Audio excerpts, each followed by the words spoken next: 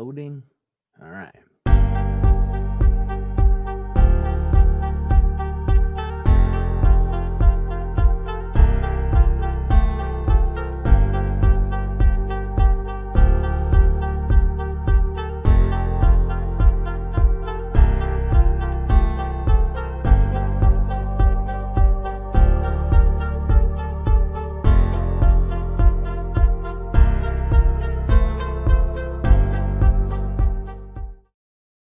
What is going on, my good people? It is Nathan Payne, and we got Benson Juarez. How you doing, Benson? Awesome, bro. What's going on in your world? I'm having a great day today, man. I woke up early, read some books, working. Yeah, man. How about you? How's your day been? How many books did you read today? I probably read for 30 pages. If you want to know the exact amount, I can tell you, but it's No, that's good. I just like how you said it. I read some books. I read a couple different books, but I didn't finish any of them. That's good though, man. You're doing 99% more than the rest of us out there who want to read books.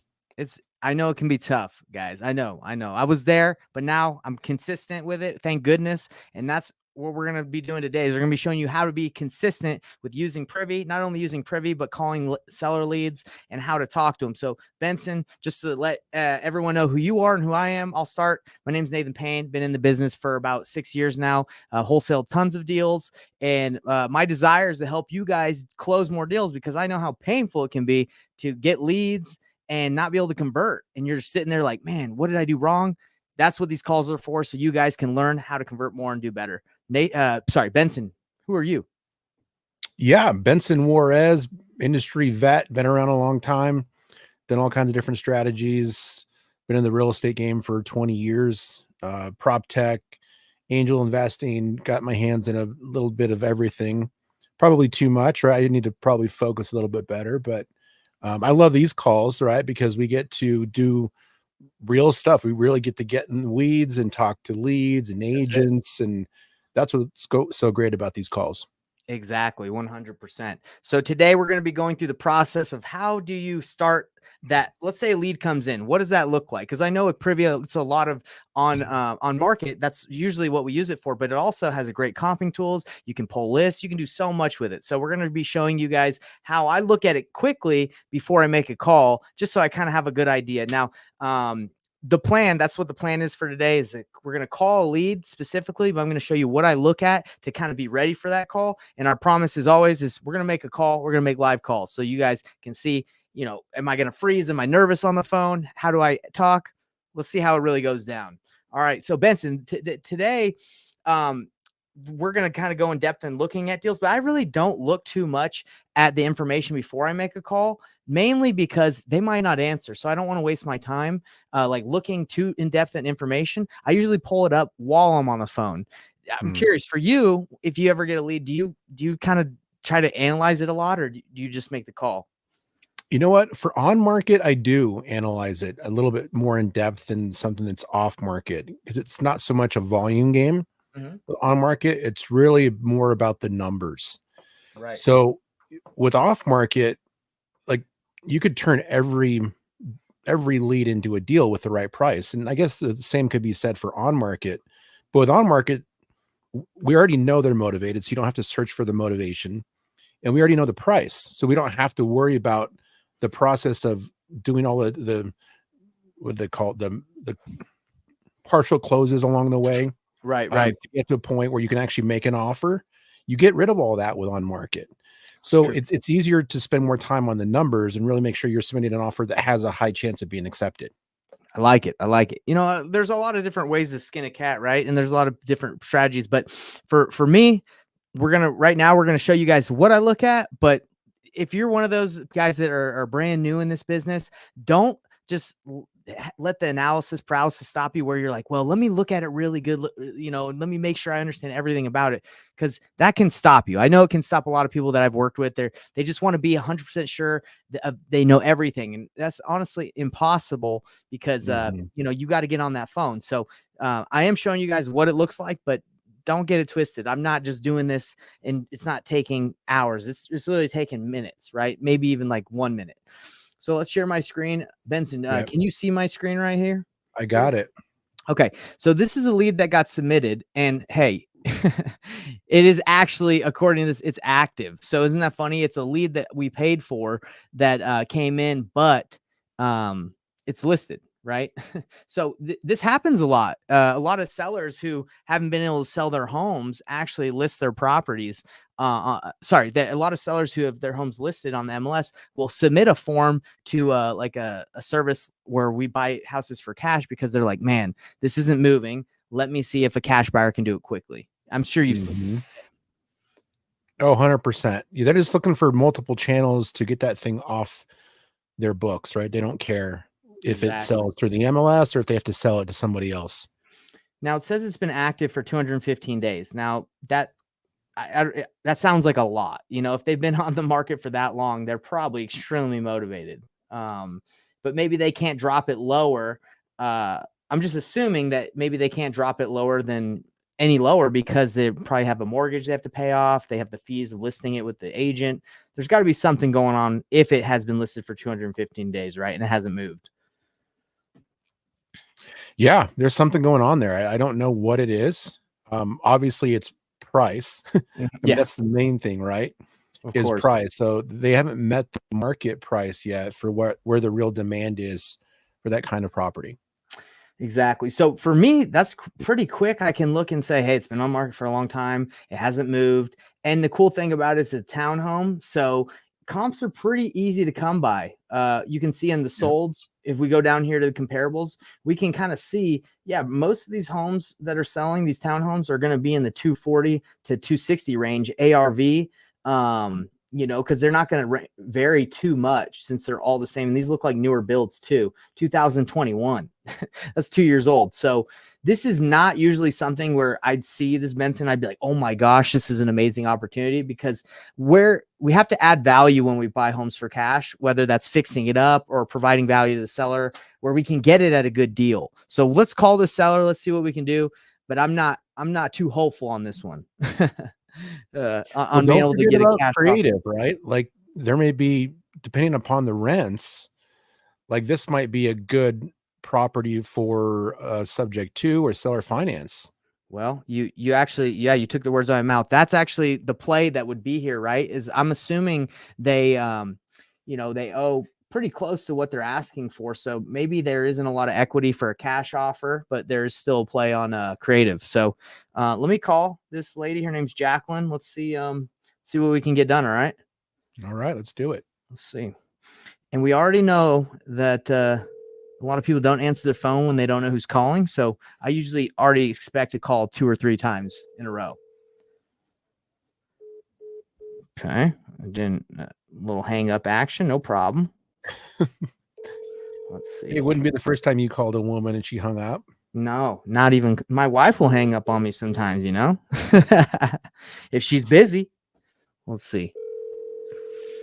So this number that I'm calling,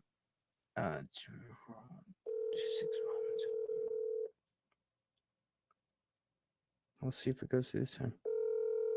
It hung up twice, but this time it's ringing.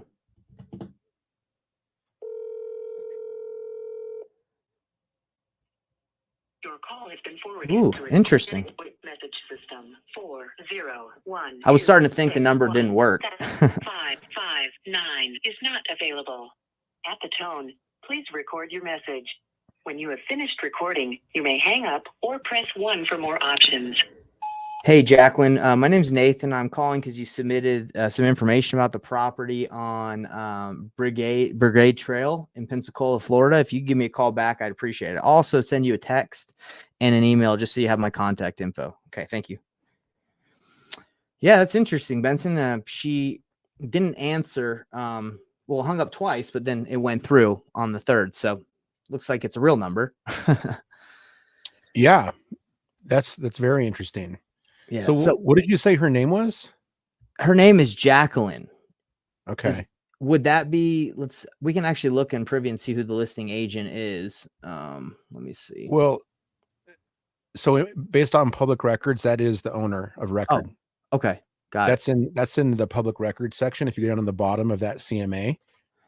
Oh, okay. Got it. Yep. Okay. Well, yeah, then it is the right owner, Jacqueline. Yep, that's it. Cool. Well, guys, so at this point, you call 3 times, you send a text, and you send an email, and if they don't respond, you follow up, right? You do another hour or so. Now, what would the game plan be, right? For me, just to kind of let you guys know, because I'm not going to be on here for an hour with you guys. When I call her, my goal would just be to see, hey, I've noticed this is the information I've seen. You filled out some information, you want to sell the house. What can you let me know a little bit more about the situation? That's my goal is I don't really want to talk too much about the house. I don't want to talk too much of go too in depth. I want to know what's going on and how can I help? And that's kind of how I approach conversations, because you're always looking for the win-win. When I'm trying to talk to sellers, I'm always looking for what is your end in mind? What's the goal? And obviously they want to sell. And how can I help you get there? I might not be your best option, but I can for sure, talking to me is going to help you get there, or at least closer to there, even if we don't do business together. So that's how I approach my conversations. There's zero pressure at all, because, if you treat everyone with love and respect and you want them to succeed, even though that might not be doing a deal with you, what goes around comes around. Maybe they have a referral, maybe they have a friend, or that's just the right way to do business, in my opinion. You can't strong arm someone into accepting working with you, right? Because it's all about trust. Yeah. So yeah, Benson, that was that was kind of a quicker call today, because we didn't, we don't want to have to go too in depth. Really, I just want you guys, everybody that's on here, to know, using Privy, which I'll go back and I'll show you. Let's see. You can find out a lot of good information just immediately just by looking at the property, right? Okay, it's active. Yeah. They've already price dropped it. You can see that who filled out the form. What you were saying, Benson, the information is down here under. Did you say assessor's records? Is that where you were saying it was? Yeah. So you can see right here who it is.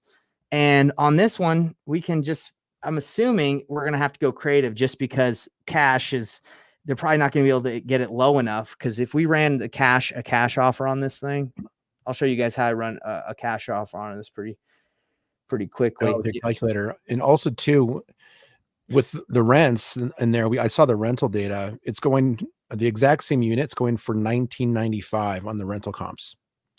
So that's where the rents are going to be for a property that's exactly like this one. Right. And it really would depend on just what the mortgage is, right? Like if you could cash flow on it, or if it would make sense. But a lot of people, they don't need a cash flow necessarily. So, that's a good point. So for this one, let's say the ARV is 260, just from what we've been seeing, and they're asking 254. I'll just show you guys that. Obviously, that's not a deal, but just so you guys can see what it looks like. If you were to pay cash for this, put the money down 12%, 2 points, and list it with a real estate agent, and let's say just needed $5,000 of light paint and carpet, that's not really going to get you too far, 5,000, but let's just say that if you bought it, obviously you're going to lose 28, you're going to lose money. So you would need, in order for you to make money on this deal, you'd have to get it. Let's see, I'm just assuming. Okay, so if you got a 180 and you just flipped it yourself, you're going to have a great return. But let's see if we got it down to 215. Okay, so that's a 5%. That's, nobody's getting excited about that. So let's go 200. Okay, I could see a flipper being willing to do this if it's such a light rehab or just basically a wholesale deal, and you could stick in, let's see, 5. Yeah, someone would probably do that. A lot of flippers are willing to do something between like an 8 to 10 if it's not a lot of work. But if they're not even able to go that low, then obviously a wholesale offer or flip is going to be out of the question. So you're going to have to take it and go creative, and you're going to have to run the numbers like Benson was saying, where you got to see if the rents are going to enable you to have a cash flow or cash on cash return. So anyway, that's how I do it, Benson. Do you have anything you want to add to that? No, I think that because it's such a new mortgage, there's not going to be any equity. Chances of them putting down 20% or something like that is, that's not real. Actually, you know what? I wanted to see something real quick. It doesn't say it. I was going to see if it said owner occupied or non-owner. Looks like it's owner occupied. So yeah, she probably didn't have to put down a bunch of money on it, but if $2,000 would be what the the rents would be. Yeah. So if you can get the mortgage to be lower than that, then there might be a reason for doing it. But I don't know if this is an area that's appreciating it at a higher rate, or if it's just a cash flow scenario. Obviously you can get the depreciation, but cash flow and appreciation are going to be the two main revenue drivers. Love it. Well, Benson, thanks again for being here with me as we do these calls. It's always kind of fun to show people what the real business looks like versus like the flashy checks that everyone sees. Well, this is what gets you to those points you got to go through. You got to look at deals, you got to make calls, and you got to figure out what's your exit strategy. So, Benson, thanks again. Is there anything you want to say to our people before we take off? No, just like what Nathan was saying, you guys, consistency is the key. Make those calls. Don't distract yourself with the numbers. That's why Nathan made the point earlier that he doesn't run numbers on off-market deals until after he's made the call, right? A lot of times people will distract themselves with running numbers. So they don't have to make calls, and they like, oh my God, I ran out of time. I can't make any calls today, because you spend a bunch of time in the system not talking to people. 100%. You get the deals from talking to people and seeing how you can help them achieve their end in mind. You're right. How you can help them get what they want. All right, Benson. Well, we're out of here, everybody. Thanks for coming, Benson. And we'll see you next week. All right. Sounds good. Bye, everyone. Bye, everybody.